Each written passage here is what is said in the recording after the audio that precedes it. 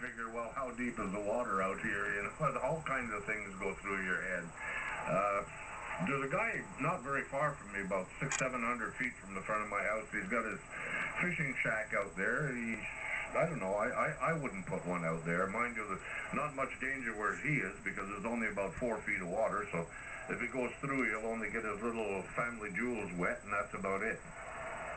Yeah, Roger. Well, I know out in Perot there, just on the other side of the bridge, you see there's a lot of fishing shacks out there. And last summer, or last winter, at the end of the season there, the ice was getting thin, and there was one guy who had a Ford pickup truck, and all you could see was the back end of the pickup truck sticking up out of the water, and you could see he had like a cab over the top of the back end of the box there.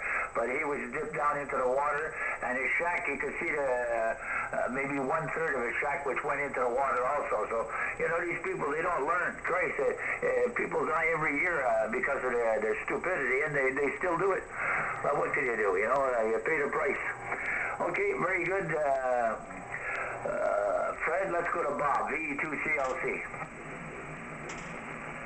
Hi, VE2RWT and the group of VE2CLC. Now, I know about that, Roy. I've never gone through the ice with a skidoo, but I certainly have gone through the ice with a dog team. That's a pretty scary feeling, let me tell you. Happened to me twice.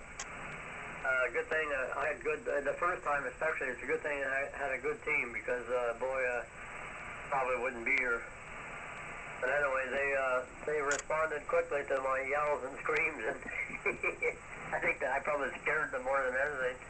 We got off that ice pretty fast, but boy, let me tell you, it was breaking at the rear end of the sled where I was standing. It kept breaking as we moved ahead, you know.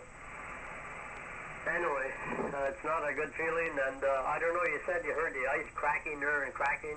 I don't know if it was very, very cold. I know it does that on very, really cold weather. You can hear it cracking right across the lake. And I remember we used to camp, a lot of times we'd camp right on the ice close to shore, you know, just for a nice flat surface. And many of the tourists that I had were complaining they couldn't sleep all night with the ice cracking like that. But it was usually a good sign. It was so cold that the ice is expanding, you know. So anyway, I don't know what kind of, it depends on what type of cracking you're talking about. But still not a good feeling, that's for sure.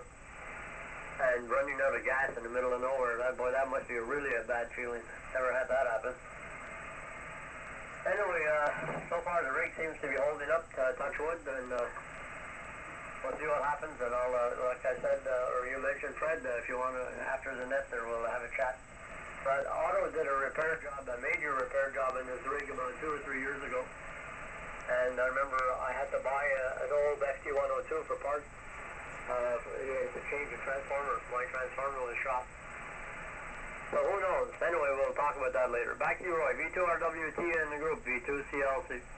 Yeah, very good. Well, it was, like you say, the cracking could have been due to the cold because it was quite cold that night. But it's dark out there in the middle of the lake, eh? Of course, you see a lot of the stars and everything else, but that cracking sound, you don't only hear the cracking, you can feel it on the ice when you're standing on the ice, eh? And it makes you nervous, let me tell you.